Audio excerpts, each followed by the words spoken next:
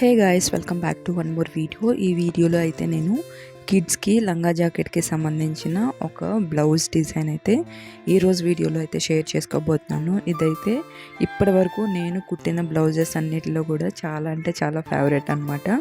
ఎందుకంటే దీనికి సంబంధించిన కలర్ కాంబినేషన్ కానీ వర్క్ డిజైన్ కానీ చాలా అంటే చాలా బాగా నచ్చింది. కుట్టడానికి కొంచెం టైం పట్టింది, బట్ ఓవరాల్ లుక్ అయితే నాకు చాలా బాగా అనిపించింది. ఇక్కడైతే నేను వైట్ కార్బన్తో ఫస్ట్ అయితే ట్రేస్ చేసేసుకున్నాను.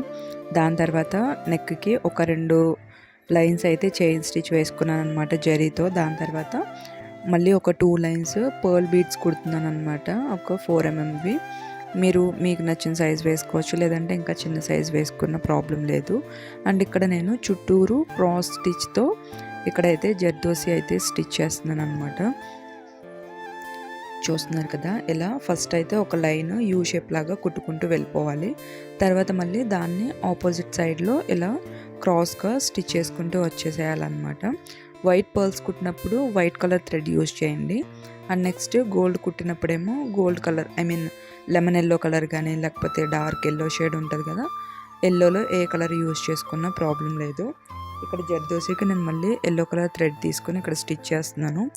మీరు వైట్ పర్ల్స్లో ఎల్లో థ్రెడ్ యూజ్ చేసి గోల్డ్ కలర్ జర్దోసి వీటికేమో వైట్ థ్రెడ్ యూజ్ చేశారనుకోండి, అదైతే ఫినిషింగ్ అసలు బాగోదు, పైకి చూడడానికి కూడా కొంచెం ఎంబారెసింగ్గా అనిపిస్తుంది అనమాట. అండ్ ఇక్కడ వచ్చేసి నేను అవుట్లైన్స్ అన్నీ కూడా ఫస్ట్ జరీతోనే స్టిచ్ చేసేసుకుంటున్నాను. ఇదిగోండి ఇలా లీవ్స్ లాగా ఉంది కదా, సో ఈ లీవ్స్ అన్నిటికీ కూడా నేనైతే ఫస్ట్ జరీతో అయితే స్టిచ్ చేసేస్తున్నాను. అండ్ ఇక్కడ స్టెమ్స్కి వచ్చేసి నేను ఫస్ట్ సన్న జర్దోసితో ఒక లైన్ కుట్టాను అనమాట. లైన్ కుట్టేసి దానికి చుట్టూరు కూడా మళ్ళీ నేను జరీ అయితే వేసాను. కొంచెం బ్రాడ్గా కనిపిస్తుంది. లేదు మీకు ఇంకొంచెం బ్రాడ్గా కావాలి అనుకుంటే మీరు ఇక్కడ లావ్ జర్దోసి అయినా యూజ్ చేసుకోవచ్చు, లేదంటే జర్దోసి మొత్తం తీసేసి ఒక 2-3 లైన్స్ జరీ అయినా స్టిచ్ చేసుకోవచ్చు, బాగుంటుంది. అండ్ ఇక్కడ వచ్చేసి దీంట్లో నేను ఫస్ట్ అయితే బేస్ కోసము ఒక చిన్న జర్దోసి పీస్తో బేస్కి స్టిచ్ చేస్తాను. దాని తర్వాత ఒక 2-3 పీసెస్ పెట్టేసుకుని లోడ్ లాగా స్టిచ్ చేసుకోవాలన్నమాట.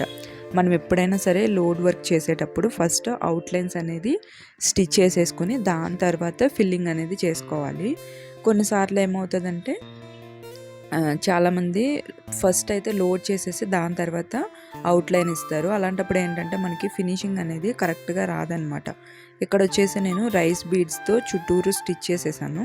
స్టిచ్ చేసేసిన తర్వాత యాక్చువల్లీ కింద లంగా వచ్చేసి మనకి హాఫ్ వైట్ అనమాట, అదే క్రీమ్ కలర్ అంటాం కదా, సో ఆ కలర్ అనమాట. అందుకనేసి నేను ఇక్కడ క్రీమ్ కలర్ దాంతో థ్రెడ్ తీసుకుని యాంకర్ థ్రెడ్డే తీసుకున్నాను. యాంకర్ థ్రెడ్ తీసుకుని ఇట్లా నాట్ అయితే వేస్తున్నాను అనమాట. మొత్తం దీని చుట్టూరు ఫిల్లింగ్ వచ్చేస్తుంది లోపలంతా కూడా. పైన అవుట్లైన్కి ఏమో నేను బీడ్స్తో అవుట్లైన్ ఇచ్చాను.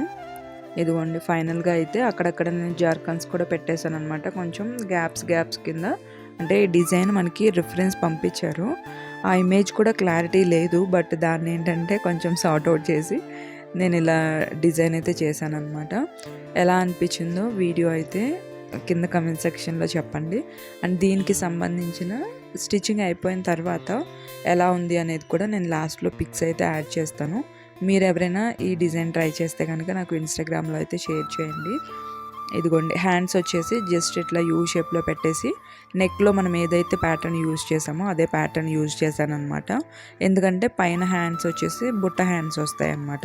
అందుకని ఇది జస్ట్ ఒక బోర్డర్ లాగా, ఒక స్ట్రిప్ లాగా ఉంటుంది. అండ్ పైన వచ్చేసి కింద లంగాకి ఇచ్చిన బోర్డరే సేమ్ హ్యాండ్స్కి కూడా ఇచ్చారు. ఆ హ్యాండ్స్ బోర్డర్ ఏంటంటే పైన హ్యాండ్స్కి పెట్టేసుకుని కింద అయితే ఇలా వర్క్ చేశాను అనమాట. వీడియో నచ్చితే లైక్ చేయండి. మళ్ళీ వీడియోలో మళ్ళీ కలుద్దాం.